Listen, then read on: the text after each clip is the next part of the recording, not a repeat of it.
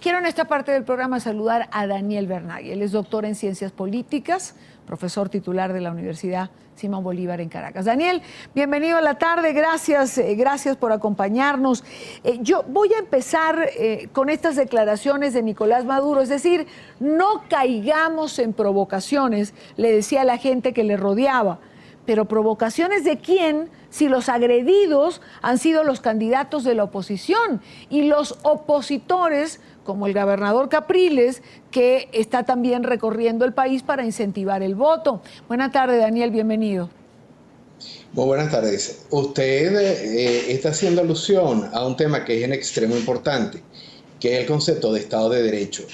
El primer magistrado de un Estado de Derecho es aquella persona que encabeza, enarbola y representa la ética de lo que significa el Estado de Derecho, es decir, que el verdadero emperador del Estado es el derecho que tienen todos los ciudadanos a acobijarse bajo un mismo paraguas que no hace ningún tipo de distingo entre ideología, género, riqueza, pobreza, color de piel, etc.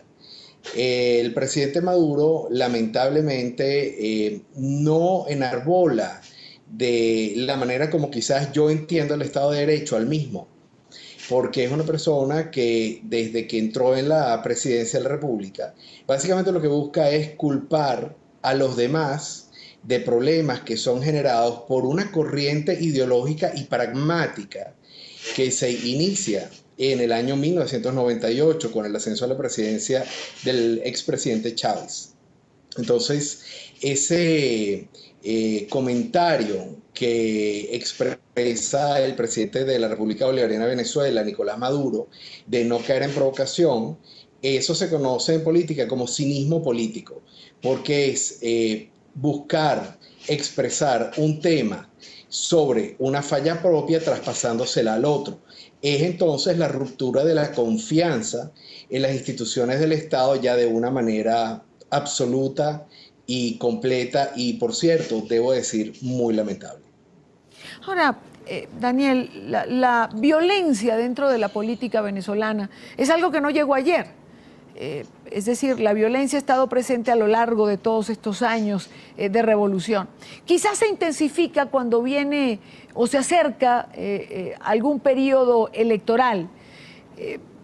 Quizás en esta ocasión particular, cuando vemos lo que están diciendo las encuestas, entendemos un poco que la misión terror, así la estrategia del terror, la calificaba Alfredo Keller ayer, que tenía la oportunidad de conversar con él, se intensifica porque lo que se busca es que la gente que no va a votar por los candidatos del gobierno, efectivamente no salga a votar por miedo. Pero, digamos, el uso de la violencia como herramienta política es algo que no es nuevo en Venezuela.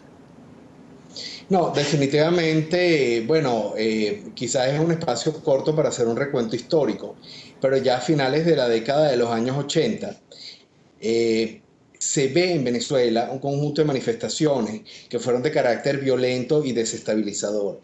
Luego, con el golpe de Estado que encabezó el que luego fuese presidente de Venezuela, Hugo Chávez, fue justamente eso, un militar de izquierda que pretende tener acceso al poder, que es un poder constituido y que estaba absolutamente regulado por una constitución vigente.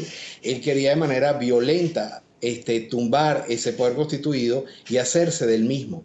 Ese golpe de Estado, como todos lo sabemos, fracasó y de ahí viene la famosa frase "por ahora". Pero esa frase está dicha por un militar que se frustró en su intento de dar un golpe de Estado y que luego algunas personas pensaron o consideraron que su experiencia en la cárcel y un conjunto de experiencias personales que él tuvo durante los años 90 eran experiencias de naturaleza de construcción de un estadista, cuando en realidad, por supuesto, terminó siendo una persona muy carismática y muy conocida en todo el planeta, pero el concepto de Estado de Derecho ahí habría que verlo con pinza.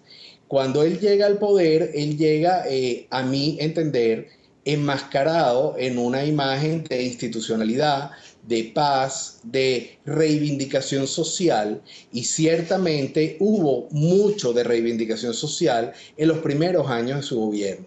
Pero posteriormente, y sobre todo luego del paro, eso tuvo un cambio importante en su personalidad y en la forma que él entendió de hacer política, cuando luego se constituyen los círculos bolivarianos, que eran círculos bastante violentos, como todo el mundo sabe, y comienza a entrar en Venezuela el concepto de la milicia, el paramilitarismo propio, etcétera, donde lo que se buscaba era enviar un mensaje a la sociedad civil.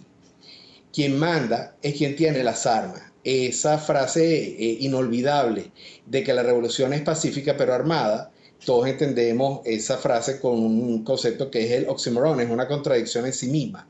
O sea, ninguna cosa que sea pacífica puede a la vez ser armada. Entonces, cuando él fallece, tenemos que recordar que hubo una inmensa cantidad de protestas previas al fallecimiento. Luego, con su muerte y el ascenso al poder de Nicolás Maduro, hubo un cortísimo periodo de un poco de tranquilidad, sí, pero un conjunto de muy desacertadas decisiones económicas generaron una profunda insatisfacción en la población venezolana. Esa insatisfacción el gobierno la entendió muy claramente y entendió que sin amenazas por la vía electoral, la probabilidad de salida del sistema gubernamental es muy alta. En ese estadio estamos en este momento. Claro. Vamos a las primeras elecciones con una gran diferencia en las encuestas. Claro, justo Estados Unidos, ante el asesinato de este dirigente, ha dicho que las campañas de miedo no tienen cabida en una democracia.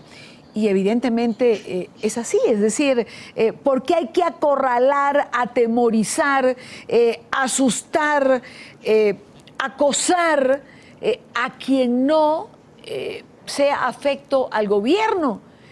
Claro, Estados Unidos dice no tienen cabida en una democracia, pero ya hemos conversado en oportunidades anteriores, es que en Venezuela no hay una democracia. Sí, bueno, yo creo que ese punto es medular y sigue siéndolo, porque los teóricos de la materia están llamando a Venezuela como Estado fallido, democracia fallida, etcétera. Hay muchos sinónimos que, digamos, no son nuevos en la literatura de la ciencia política, pero que en el caso venezolano jamás se pensó que se iba a volver a usar. Obviamente, una cosa son los mecanismos de la democracia, como por ejemplo lo son las elecciones, como lo es la separación de poderes en una constitución, y otra cosa es en la praxis, la vida institucional del país. En este momento en Venezuela no hay una vía institucional independiente. Si no hay una vía institucional independiente, aunque haya mecanismos democráticos, el concepto de democracia simplemente no cabe. Así que ningún científico, ningún académico serio puede pensar que porque en la Constitución haya una clásica independencia de poderes, cuando no existe en la realidad, se puede hablar de democracia. Esto es cualquier cosa menos una democracia, es realmente, en mi opinión, un Estado fallido. Henry Ramos Alup, secretario general nacional del Partido Acción Democrática, partido al que pertenecía la persona que fue asesinada el día de ayer, se pronunció también en la rueda de prensa en el día de hoy. Ramos aseguró, y esto tiene que ver con una frase pronunciada hace poco por Nicolás Maduro, que la única misión del gobierno es la que llamó misión como sea. Quiero compartir con nuestra teleaudiencia y con Daniel esta intervención de Ramos Alup. Yo creo que la única misión del gobierno que ha tenido éxito es la misión como sea. La misión como sea. Expresión como esa pronunciada nada más y nada menos que como jefe del Estado. Y yo no digo que su dedo irresponsable esté señalando directamente a víctimas, que a lo mejor sí. Pero el hecho de que un jefe del Estado diga que hay que ganar las elecciones como sea, abre la espita para que colectivos, activistas irresponsables, pandillas armadas y gente que teme perder las próximas elecciones porque sabe que tendrán que encarar la justicia, encuentra licencia para este tipo de fechoría. Esto no es un hecho casual.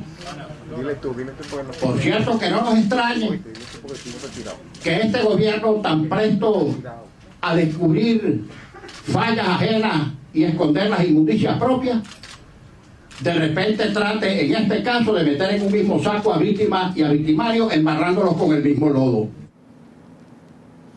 Como sea, batalla, guerra, cuerpo a cuerpo, es decir, todos son términos que incitan a cualquier cosa menos a la paz o a cualquier cosa menos a la tolerancia.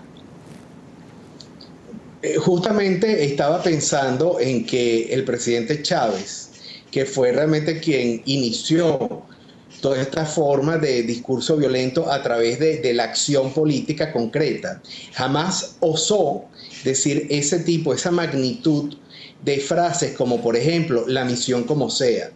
Eso yo francamente no recuerdo, a pesar del tema de los círculos bolivarianos y de la defensa del amor y de la paz, que muchísimas veces dijo el presidente Chávez, cerca de actos electorales él nunca hizo ese tipo de frases, porque él entendía que desde el punto de vista de la política internacional, lo peor que le podía pasar a la imagen o al prestigio de un presidente de un país es enarbolar la violencia autoritaria y antiinstitucional para decirle a su población y al resto del mundo de que yo voy a preservar el poder sea como sea. Eso no solo es antidemocrático, eso es antisocial. Entonces, claro, evidentemente este tipo de discurso cala en el resto del mundo como una manifestación que además es poco comprensible de un presidente que, siendo sí, usa un conjunto de términos militares tratando de emular a Chávez, pero sin emular el tipo de discurso en el cual se daba. Entonces, claro, si bien hay un factor muy importante de miedo en la población, también hay un factor de muchísima rabia con la cual una parte importante de la población va a ir a votar, porque el pueblo venezolano en su inmensa mayoría no es un pueblo violento, muy al contrario, es un pueblo bastante pacífico y no tolera este tipo de amenazas. Ciertamente los círculos bolivarianos y la milicia desde muchos puntos de vista hicieron mucho daño, pero eran actos que había que hilar, no tan fino, pero había que hilar para relacionarlos con la primera magistratura. Pero en este caso es al revés. El vocero de la violencia es el presidente.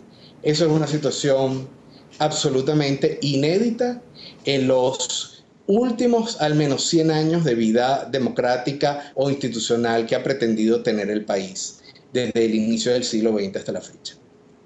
Hay un elemento que no quiero dejar por fuera y que resulta un elemento irritante para la población en general y para la oposición, y del cual creo que como representante no hay más que revisar lo que son los comentarios en redes sociales.